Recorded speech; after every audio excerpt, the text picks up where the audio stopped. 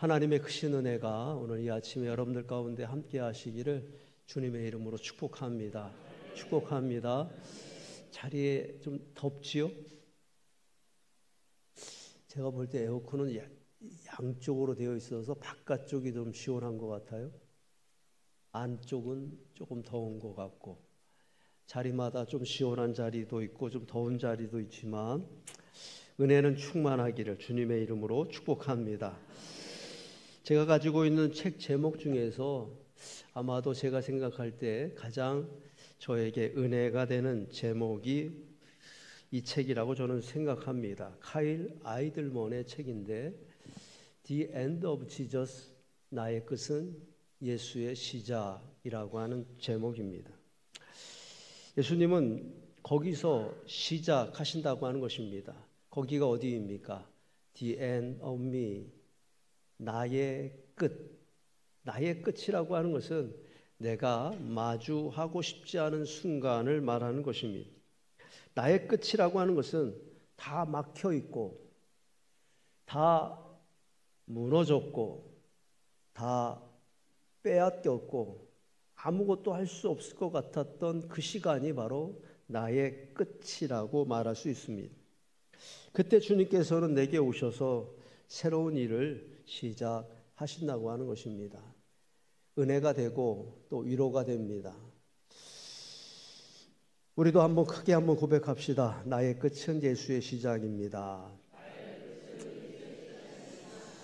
오늘 여러분들의 끝을 축복하고 싶습니다. 여러분들의 끝이 그렇게 정말 끝나는 끝이 아니라 여러분들의 끝이 예수의 시작이 되어지는 거룩한 끝이, 은혜의 끝이 되어지기를 주님의 이름으로 축복합니다. 나의 끝은 예수의 시작입니다. 다른 말로 하면 함부로 절망하지 말라라고 하는 말과 같은 말이라고 하는 것입니다. 함부로 절망하지 말라. 어디서 들어보셨습니까? 어디서 들어보셨습니까? 오늘 말씀의 제목이지요. 미리 주보를 보신 분들은 말씀의 제목을 알고 있을 것입니다. 함부로 절망하지 말라. 우리가 함부로 절망하지 말아야 할 이유가 있습니다. 오늘 7절 말씀입니다. 우리가 이 보배를 질그릇에 가졌으니 그것 때문이라고 하는 것입니다. 우리는 질그릇입니다. 다시 말하면 절망할 만한 존재입니다. 질그릇은 깨지기가 쉽습니다. 질그릇은 더럽혀지기도 쉽고 또 질그릇은 그렇게 대단한 것도 아니라고 하는 것입니다. 가치가 그렇게 비싼 것도 아닙니다. 자, 질그릇이 하나 깨졌습니다. 그 깨진 것 때문에 엄마가 야, 우리 질그릇이 하나 깨졌다. 이제 우리 집은 망하게 생겼다. 이렇게 말하지 않는다고 하는 것입니다. 아무 일도 없었던 것처럼 그 깨진 그릇을 치워버립니다. 왜냐하면 질그릇은 그런 것이기 때문에 그냥 없어져도 되는 것이기 때문이라고 하는 것입니다. 그러나 보배가 담겨져 있는 질그릇은 다르다고 하는 것입니다. 그 가치가 달라집니다. 보배를 담고 있는 질그릇이 깨지면 큰일 나는 것입니다. 보배를 담고 있는 질그릇을 잃어버리면 큰일 나는 것이라고 하는 것입니다. 보배를 담은 질그릇은 새로운 가치를 갖게 됩니다.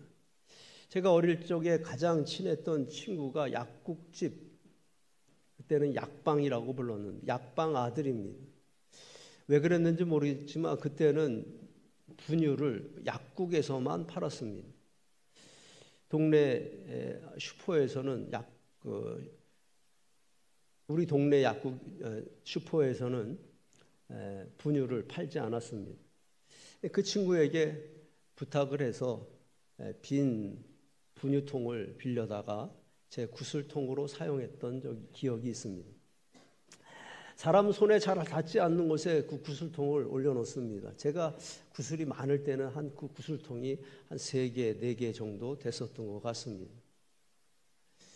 아주 좁은 다락방입니다. 사닥다리를 타고 올라가면 고개를 숙이고 있어야 될 만큼 지붕이 낮은 다락방이었었는데 그 다락에 올라가서 오늘 하루 종일 따온 구슬을 쏟아 넣을 때 그때의 제 마음이 아직도 기억이 납니다.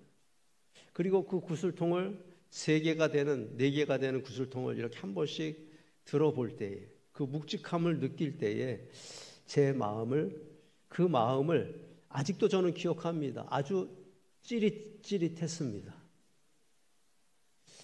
마치 성만찬 예배, 하나님의 피의 잔을 들고 성만찬을 예배를 드리는 것처럼 저에게는 그 어떤 시간보다도 진지하고 또 경건한 시간이었던 기억이 납니다. 무엇입니까? 그 속에 분유통은 별것 아니지만 그 속에 구슬이 있었기 때문이라고 하는 것입니다. 오늘 찬양의 가사 우리가 주목하는 것은 할렐루야 성가대 주목하는 것은 보이는 것이 아니요 보이지 않는 것이니 질그릇은 보이는 것이고 보배는 그 안에 담겨 있기 때문에 보이지 않는 것입니다. 분유통은 보이지 않는 것이고 그 안에 담겨져 있는 구슬은 보이지 않는 것이라고 하는 것입니다. 우리가 주목하는 것은 찬양의 고백처럼 보이지 않는 것에 주목해야 된다라고 하는 것입니다. 우리는 질그릇입니다. 사실 처음에 원고를 쓸 때, 설교 원고를 쓸 때 여러분들은 질그릇입니다 이렇게 썼었는데 여러분들이 기분 나빠하실 것 같아서 좀 바꿨습니다. 저를 포함해서 우리는 질그릇입니다. 우리는 우리의 보이는 것은 그런 모습이라고 하는 것입니다. 그렇게 내세울 것도 없고 그렇게 대단할 것도 없고 잘난 것도 없습니다. 볼품 없습니다. 그럼에도 불구하고 하나님은 우리를 별것 아닌 것처럼 대우하시지 않는다고 하는 것입니다. 왜냐하면 하나님은 우리의 보이는 것만 보시는 것이 아니라 보이지 않는 것도 보시기 때문이라고 하는 것입니다. 우리에게 보이지 않는 것이 무엇입니까? 오늘 10절 말씀입니다. 예수의 생명이 또한 우리 몸에 나타나게 하려 함이라. 우리 안에 보이지 않는 것 무엇이 있습니까? 예수의 생명이 있다고 하는 것입니다. 예수의 생명이 있기 때문에 그 생명 때문에 하나님은 우리를 여전히 보배롭고 존귀한 자로 여겨주신다고 하는 것입니다. 보배를 담은 질그릇은 가치가 달라집니다. 그리고 보배를 담은 질그릇은 그 능력도 달라진다고 하는 것입니다. 요한복음 1장 12절 말씀 기억하시는 분들도 있을 것입니다. 영접하는 자, 곧 그 이름을 믿는 자들에게는 하나님의 자녀가 되는 권세를 주셨으니, 권세는 무엇입니까? 무엇인가를 할 수 있는 능력을 말합니다. 무엇인가를 할 수 있는 권위를 말하는 것입니다. 여러분, 하나님의 자녀의 권세는 원래는 누구의 것입니까? 오직 예수 그리스도의 것입니다. 왜냐하면 예수님만이 독생자 하나님의 아들이시기 때문에 예수님만이 하나님의 자녀의 권세를 가질 수 있지만, 영접하는 자, 곧 그 이름을 믿는 자, 그 안에 예수의 생명이 있는 자에게 그 하나님의 자녀의 권세가 이양되어지게 된다라고 하는 것입니다. 오늘 바울은 그 능력에 대해서 조금 더 자세하게 말하고 있는 것입니다. 8절과 9절 말씀입니다. 사방으로 우겨쌈을 당하여도 쌓이지 아니하며 답답한 일을 당하여도 낙심하지 아니하며 핍박을 받아도 버림받지 아니하며, 이 정도 되었으면 같이 할 만도 한데 마지막 부분 같이 한번 읽겠습니다. 거꾸로 트림을 당하여도 망하지 아니하고. 할렐루야. 보배를 가진 질그릇은 이런 능력으로 살게 된다라고 하는 것입니다. 저는 이 고린도후서 8장 9절의 그 능력이 여러분들의 능력이요 여러분 자녀들의 능력이 되어지기를 주님의 이름으로 축복합니다. 무슨 말입니까? 함부로 살지 말라. 라고 하는 말이라고 하는 것입니다. 왜 우리는 함부로 절망하면 안 됩니까? 그렇게 되기 때문이라고 하는 것입니다. 사방으로 우겨쌈을 당하여도,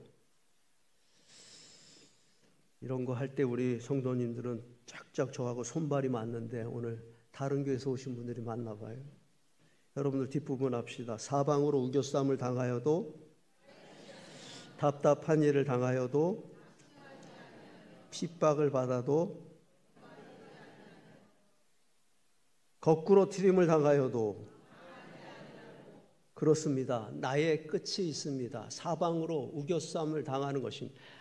문제가 하나만 있어도 힘들고 어려운데 사방의 문제입니다. 우겨쌈을 당하지만 우겨쌈을 당하는 건 나의 끝입니다. 답답한 일을 당합니다. 핍박을 받습니다. 거꾸로 트림을 당합니다. 나의 끝이라고 하는 것입니다. 그러나 예수의 시작이 있습니다. 쌓이지 아니하고 예수의 시작입니다. 낙심하지 아니하고 예수의 시작이라고 하는 것입니다. 버림받지 아니하며 망하지 아니하고 바로 예수의 시작이 시작되어진다라고 하는 것입니다.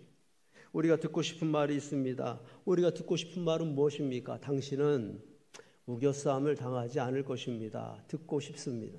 당신은 답답한 일을 만나지 않을 것입니다. 당신은 핍박을 받지 않을 것이고요. 당신은 거꾸로 트림을 당하지 않을 것입니다. 이런 말을 듣고 싶어 합니다. 그러나 오늘 성경은 우리에게 그렇게 말하지 않는다고 하는 것입니다. 성경은 뭐라고 말합니까? 사방에 우겨싸움을 당할 것이다. 이렇게 말합니다.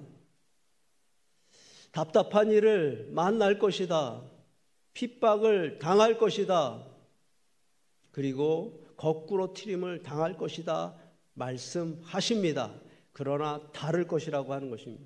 과정은 그렇게 어렵지만, 과정은 절망할 만한 상황이지만 결과는 쌓이지 아니할 것이고, 결과는 낙심하지 아니할 것이고, 결과는 망하지 않을 것이다. 그런 것들이 너를 능가할 수 없을 것이다. 왜냐하면 보배를 가진 질그릇이기 때문입니다. 내가 함부로 절망하지 않으면 세상도 나를 함부로 대할 수 없을 것입니다. 그러나 내가 함부로 절망하게 되면 세상도 나를, 우리 가정을 함부로 다루기 시작할 것입니다. 왜냐하면 내가 함부로 절망하지 않으면 내 속에 있는 예수의 생명이 드러나게 될 것이고 예수의 능력이 나타나게 될 것이지만, 내가 함부로 절망할 때 예수의 능력이 제한받게 될 것이고 예수의 생명은 갇혀지게 될 것이기 때문이라고 하는 것입니다. 바울과 실라는 빌립보 감옥에 갇혔습니다. 복음을 전하다가 옥에 갇혔습니다. 그냥 옥에 갇힌 것이 아니라 정황으로 볼 때 내일 심판정에 서게 될 것이고, 정황으로 볼 때 내일 이들은 사형 선고를 받아서 아마 죽임을 당하게 될 것이라고 하는 것입니다. 큰 위기의 시간입니다. 절망할 만한 상황입니다. 바울과 실라는 그 감옥에 갇혀서 뭐 합니까? 소리 높여서 기도하기 시작합니다. 찬송합니다. 기도할 수 없는 상황에서 기도하였고 찬송할 만한 이유가 없었지만 그들은 찬송합니다. 그리고 어떤 일이 벌어집니까? 우리 말씀을 통해서 결론을 알고 있습니다. 그들의 손과 발을 묶고 있었던 착고가 풀려지게 되었습니다. 할렐루야. 그들을 가두고 있었던 옥문이 스스로 열려지게 되었습니다. 할렐루야. 함부로 절망하지 않았더니 예수께서 일하시는 것, 나의 끝에서 예수가 일하시는 것을 보게 되었다라고 하는 것입니다. 그날 바울과 실라가 그 감옥에 갇혀서 절망하였더라면 결과는 달라졌을 것입니다. 그의 인생은 그 다음날 끝나게 되어졌을 것입니다. 그러나 그들이 절망을 선택하지 아니하였고 주님만을 바라보았을 때에 그들의 결과는 은혜의 결과요, 기적의 결과요, 승리의 결과요, 증거의 결과가 되었던 것입니다. 나의 끝은 예수의 시작입니다. 아마도 그런 마음으로 나는 함부로 절망하지 않겠습니다. 아마도 그런 믿음으로 그들이 찬양을 선택하고 기도를 선택하였을 때 하나님의 놀라운 은혜를 보게 되었던 것입니다. 우리는 질그릇 같은 인생입니다. 목사님, 나는 죽도록 이 교회를 위해서 충성하겠습니다. 그렇게 저에게 고백하던 충성스러운 권사님이 이 자리에 앉아 계십니다. 그런데 그 권사님을 향하여서 제가 그렇게 말합니다. 아무개 권사님 그렇게 하신 거 잘못한 겁니다. 아무개 권사님 때문에 저도 힘들고 교회도 어렵게 되었습니다. 이렇게 말한다면 그 권사님의 마음이 어떠하겠습니까? 여전히 예배가 끝나고도 저에게 죽도록 목사님 이 교회를 위해서 충성하겠습니다. 이렇게 말할 수 있을까요? 아마도 그 권사님은 큰 상처를 받으시게 되었을 것입니다. 내가 뭘 어쨌다고, 그것도 설교 시간에 나의 이름까지 불러가면서 그렇게 상처를 받게 되었을 것이고, 어쩌면 그전처럼 충성하지 않을지도 모릅니다. 어쩌면 아무도 모르게 이 교회에서 떠나갈 수도 있다고 하는 것입니다. 무엇 때문입니까? 우리는 질그릇이기 때문에. 우리는 쉽게 깨어지고 쉽게 상처받고 쉽게 거꾸러지고 또 쉽게 죄에 미혹당하는 약한 존재이기 때문이라고 하는 것입니다. 빅토리, 우리가 알고 있는 영어 단어지요. 무슨 뜻입니까? 승리라고 하는 뜻입니다. 말씀을 준비하면서 제가 이렇게 한번 써보았습니다. 그리고 이렇게 빅토리, 제가 쓴 글씨를 여러분들에게 보여드리면 여러분들이 은혜를 많이 받을 줄 알았습니다. 중간에 뭐가 있습니까? 정중앙에 십자가가 있습니다. T자 대신에 십자가를 놓았습니다. 십자가는 무엇입니까? 십자가는 예수의 보혈이지요. 예수 그리스도의 사랑이지요. 예수 그리스도의 능력을 말합니다. 우리가 승리할 수 있는 비결은 무엇입니까? 빅토리, 그 승리의 중간에 십자가의 보혈, 십자가의 능력이 있기 때문에 우리는 이길 수 없는 상황에서도 이기는 자가 되어질 것이고, 절망할 수 있는 상황에서도 우리는 찬송할 수 있는 자가 되어질 수 있다라고 하는 것입니다. 10절 말씀을 다시 봅니다. 우리가 항상 예수의 죽음을 몸에 짊어지는 고난의 상황을 말하는 것이잖아요.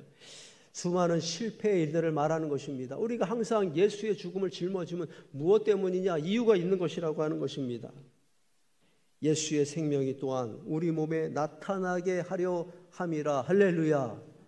우리가 그런 고난의 상황 가운데, 절망의 상황 가운데, 실패의 시간 가운데 있을 때에 내 안에 있는 예수의 생명이 드러나게 된다라고 하는 것입니다. 나의 끝, 예수의 시작이라고 하는 말입니다. 고난 가운데서 볼 수 있는 예수의 승리가 있기 때문에, 수많은 실패 가운데서도 예수의 은혜가 나타나는 것을 보여주기 위하여서 주님은 잠깐 우리에게 고난의 시간을 허락하신다고 하는 것입니다. 얼마 전에 도지사 재선거가 있었습니다. 내용은 잘 모르지만 불법 선거 자금 문제 때문에 도지사 자격 정지를 법원에서 당했습니다. 도지사 자격 정지라고 하는 것은 더 이상 도지사의 직임을 수행할 수 없다라고 하는 것을 판결하는 것입니다. 여러분, 우리도 자격 정지 당한 것이 있습니다. 무슨 자격을 정지당했습니까? 절망 자격 정지입니다. 무슨 자격 정지라고요? 한번 같이 고백합시다. 나는 절망 자격 정지 당한 사람입니다.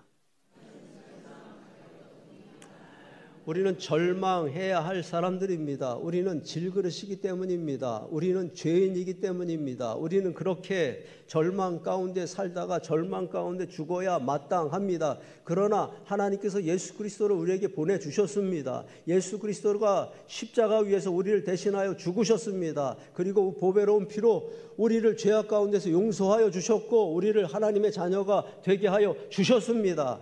그리고 우리에게 자격정지 명령이 떨어졌습니다. 무슨 자격정지라고요? 절망 자격정지입니다. 만약에 이 도지사가 자격정지 당한 도지사가 전처럼 그 도지사 사무실에 출근하려고 하면 어떤 일이 벌어질까요? 아마 그 도지사 경례를 경비하고 있는 경비원들의 제지를 받게 될 것이고, 계속 고집한다면 아마 법적으로 문제가 생기고 아마 경찰들에게 끌려가게 될 수도 있을 것입니다. 절망하면 나는 끌려간다. 왜냐하면 나는 절망, 자격, 정지당한 사람이니까. 그 마음으로 절망과 멀어지는 저와 여러분들이 되어지기를 소망합니다. 말씀을 준비하면서 지선화 사랑의 오래전에 읽었던 책을 다시 한번 펼쳐보았습니다. 꿈 많은 여대생이 갑자기 교통사고를 당하였고, 그 큰 화재가 일어나서 얼굴을 비롯해서 몸에 전신 화상을 입게 됩니다. 많은 시간, 오랜 시간 동안 수술을 받으며 고통을 당하였었고, 그 예쁜 얼굴은 다 망가지고 또 손과 발은 마음대로 움직일 수 없었습니다. 그럼에도 불구하고 그런 시간 동안에 그가 하나님의 누구보다도 큰 은혜 가운데 살아가는 이야기를 담대하게 적어가는 이야기, 은혜스러운 이야기입니다. 그 책 제목 위에 보면은 빨간 글씨로 이렇게 써 있습니다. 희망과 용기의 꽃 이지선. 희망과 용기의 꽃으로 살아갔던 이지선의 이야기를 보면 어쩌면 그렇게 오늘 말씀처럼 살았다라고 하는 것이 느껴집니다. 그녀에게 큰 고난이 있었습니다. 사방에 우겨쌈을 당하였었고, 답답한 일을 만나였었고, 핍박을 당하여 거꾸로 튀름을 당하였지만 그것들이 이지선의 삶을 쓰러뜨릴 수 없었다라고 하는 것입니다. 그 절망 가운데서 누구도 해낼 수 없는 일들을 해내고 있었고, 아주 특별한 하나님의 은혜를 나타내었고, 지금도 가는 곳마다 예수 그리스도의 사랑을 전하고 있다고 하는 것입니다. 그 책 안에 보면 그녀가 이렇게 말합니다. 여러분들에게 잠깐 읽어드리고 싶습니다. 때로는 고난 자체가 가장 큰 축복이 될 수 있습니다. 저는 이미 그 삶의 비밀을 알게 되었습니다. 고난을 통하지 않고서는 배울 수 없는, 가질 수 없는 열매들이 얼마나 귀한 것인지 저는 이제 알 수 있습니다. 지금의 제 얼굴과 제 짧아진 손가락들, 치료실에서 보낸 수많은 낮과 밤들을 통해서 말입니다. 여러분들에게 이 사진을 한번 보여드리면서 말씀을 마치고 싶습니다. 주님이 뭐라고 말씀하시고 있습니까? 난 그러라고 한 적 없다. 무엇 때문에 주님은 나에게 이렇게 말씀하셨을까요? 내가 그렇게 생각하고 있을 때, 내가 그렇게 말하고 있을 때 난 그러라고 한 적 없다. 아마 그런 마음으로 나를 내려다보고 계셨을 것이라고 하는 것입니다. 내가 절망을 선택할 때, 내가 절망의 길을 가고 있을 때 그 뒷모습을 보면서 주님은 난 그러라고 한 적 없다 말씀하실 것이라고 하는 것입니다. 또다시 여러분들에게 그런 시간이 찾아올 것입니다.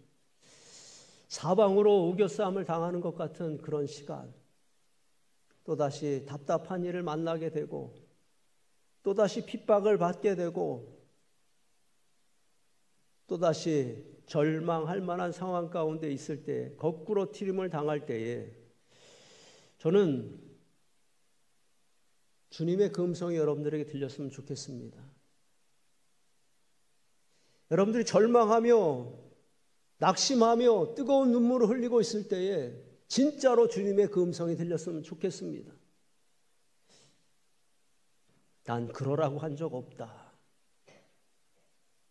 너는 질그릇이지만 그냥 질그릇이 아니라 너는 보배를 담은 질그릇이다. 너는 우겨쌈을 당하지만 쌓이지 아니할 것이고, 답답한 일을 만나지만 낙심하지 아니할 것이고, 너는 핍박을 당하지만 낙심하지 아니하고 거꾸로 튀름을 당하지 망하지 아니할 것이다. 그 음성이 들려지기를 원합니다. 오늘 8절 9절 말씀을 같이 한 목소리로 읽으면서 말씀을 마치고 싶습니다. 사방으로 우겨싸움을 당하여도, 답답한 일을 당하여도, 핍박을 받아도, 거꾸로 튀림을 당하여도, 자리에서 일어나시겠습니다.